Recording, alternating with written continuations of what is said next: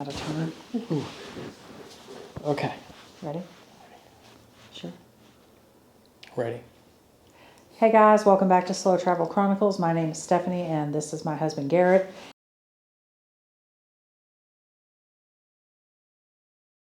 And we thought we would do a different type of video than our normal travel videos this week. People seem to like how we pick where we're going. And we thought we'd tell you in this week's video how we pick our Airbnb. So that might seem self-explanatory, but I think everybody has their own way to do it. And ours might be different from the way you do it. It's not the right way. It's just the way we do it. You should do whatever's most comfortable for you. So My way is the right way. he likes to think that. Let me just say, we usually end up spending more money than he wants to spend. That is true. Anyway, so I think the first thing you need to do when picking an Airbnb, and I'm just using Airbnb as a general term. It could be a VRBO, it could be hotels.com, it could be booking.com, it could be a property management company. I'm just going to call them all Airbnbs. So the first thing you need to do is pick the city that you're going to before you start looking. And then it's obvious, but somebody might just go, okay, I'm going to look randomly. We have a list of must-haves and a list of nice-to-have. So I would suggest that you put together your list. Our list includes a couch, the longer and the more comfortable, the better, a kitchen, a separate bedroom, although we have recently stayed in an Airbnb without a separate bedroom. Wi-Fi is a must. We have to have a washer. We have to have AC or heat, depending on the seasonality of when we're traveling, a TV, and we have to have the entire place. Anything I'm missing on our must-have list? On the must-have, Or the nice-to-have? I don't think so. On the nice-to-have, sure. I mean, in addition to having a couch, and you hope it's comfortable, you just look at the pictures the best you can. It'd be nice to have either a second couch, a love seat, or a chair. Yes, I don't like sitting next to him. And then in the kitchen, it'd be nice to have an oven. Yes. We don't always get an oven, but they're nice to have if you're used to them. A dishwasher. Because otherwise, he's the dishwasher. Yep. It would be great if you had 1.5 or 2 bathrooms, just so we can each have our own space. A dryer would be nice, although those seem to be harder to find outside of the U.S. A bathtub.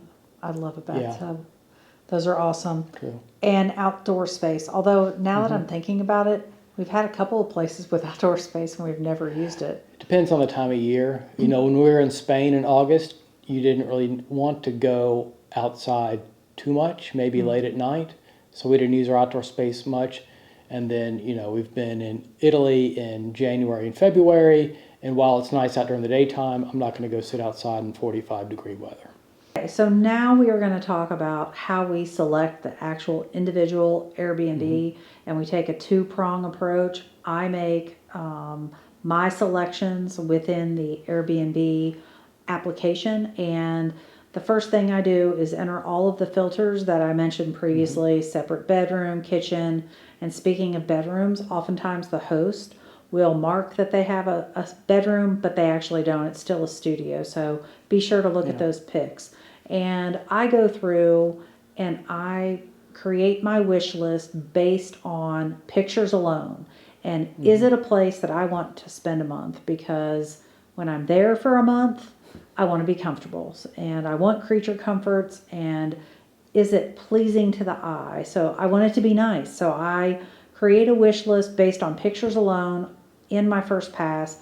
And speaking of wish lists, there are thoughts that the creating wish list drives the price up. I'm not sure I believe that. Garrett thinks it does actually happen.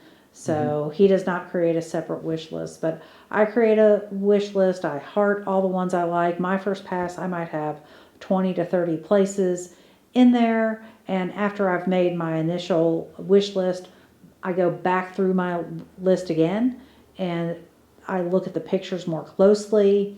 I drill down. If I'm unable to find a lot on my first pass, be sure to drill down in the maps, because after you hit search that first time, you'll get like the initial results. But then if you expand the map and drill in, you'll start seeing more places come up. So I do that, and then I start reading reviews and see if like there's anything like jumps out in recent reviews. Like I don't do my deep dive in reviews at this point. It's just like the most recent reviews to see if there's issues. And then after I have that, I turn it over to Garrett, and he takes over on his pass. I'm the hatchet man. He is. I go through, and the first thing I do is say, oh, look, she's got 20 Airbnbs selected, and 6 of them are way over budget, so I delete those 6. I really only go $200 over budget in my first pass. And then I look at them on a map, because a lot of times, say you're picking an Airbnb in Rome, people who live 20 miles away will say that they're in Rome, and she won't look at that. So I'll go, okay, here's a bunch of Airbnbs that are way out in the countryside, and we don't have a car, so I delete those. They still look nice. They do look nice in the deleted stack. And then I'll take a look at the city and the neighborhoods. You know, we don't want to stay in city center, but we want to stay a little bit outside of it for most places. So like in European capitals, European cities, we'll kind of find where is the greatest density of tourist places, where do the tourists like to go, you know, where are the nice churches, cathedrals, museums, monuments, that sort of thing. We'll try to look a little bit outside of there. So I'll kind of figure out what areas of town we want to be in. Maybe I'll read up on about neighborhoods. I will pop up Google Maps and turn on the metro or the transportation system so I can see where the metro stations are. I'll even take a look and say where are the grocery stores, not the mini markets, but like the actual, you know, Carrefours or Decos or Dia's or penny markets or what have you. Grocery stores of at least a decent size, because we don't want to be walking half a mile to a grocery store. So I'll go through and I'll do a fairly detailed weed out or cut of Airbnbs that don't meet what I would call my location requirement. And that's pretty much where I stop, and then Stephanie will go back and do more of her deeper dive. Yeah, and so when I look at pictures, some of the things that I look at are, do they show the pots and pans? That doesn't seem like a big deal, but when you're trying to cook and you have one pot, it kind of sucks. I look at the dishes. You know, one of the things that we found in Italy, and it must just be an Italian thing, is all of their drinking glasses are like this big. So now I know that's petty, but I like a big drinking glass. So I look for that. We like to look at the TV and the size of the TV. You would be surprised how many people have a 19-inch TV in a huge room that's way across the way, and, you know, we don't want that. Then I look, and can I actually see the air conditioner? We went to Graz, and it said it had air conditioning, and then I was looking through the pictures like 2 days before we got there, and I never saw an air conditioner. And I reached out to the host before we got there, and they sent me a picture. It was a portable one. So I want to make sure that it has those things. If we don't see it in the picture, it doesn't exist. I don't care what the listing says. I want to be able to see it. And I don't remember which Facebook group I saw this in.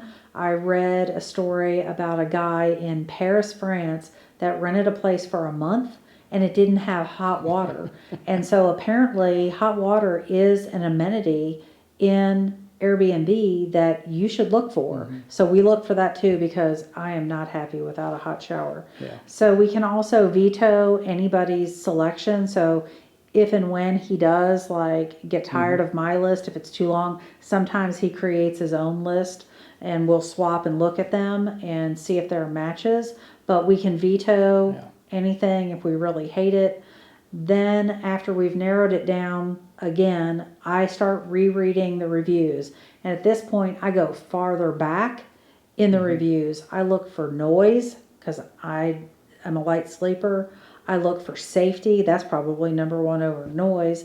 I like to read the comments of, is it well stocked? Because we've come to places that have had like no salt, or only salt, no pepper, no olive oil. And I understand if I'm here for a month, you know, I may have to replenish some of those things, but at least have enough stuff to get you started. How comfortable is the furniture? When you are spending a weekend at a place and the couch isn't that comfortable, you can overlook it, but when you're there for a month, you really start to hate it. And then how well is the communication with the host? Because if they're not responding quickly to problems, you know, knock on wood, we haven't had that many problems, but I would want somebody to respond quickly. And the best piece of advice I could give would be learn how to read between the lines. Oh, yeah. Because people will try to, guests will try to sound really nice about an Airbnb if the host is nice. And so if you see a review that says host is great, but it doesn't say anything about safety, comfort, any of the other things, it makes you wonder. Yeah, or if you see that all of the reviews are great, they love it, the location's great, the furniture great, the water pressure is great, the amenities are great, but sometimes it gets a little bit noisy.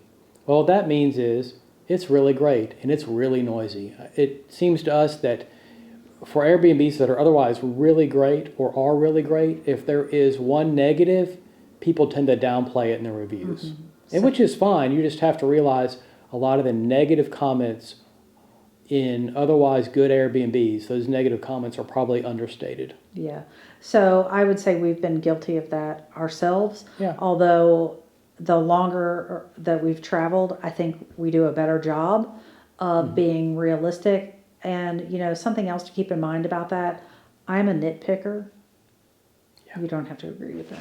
Okay. Anyway, I will write our reviews for Airbnbs, and then before I hit post, I read it to him, and he will say, "Don't you think that's a little harsh?" Or that's not that big of a deal. So, you know, some of the reviews are subjective. So, I hope you find this video helpful. Hopefully, you find the most perfect Airbnb. If you have tips or things we didn't think about that we should be looking for when choosing an Airbnb or something, please leave that in the description box below so that we can, you know, modify our approach so we can get better Airbnbs in the future. Come back next Thursday to see what we have in store, and we hope you have a great week. Yep. Bye. Take care.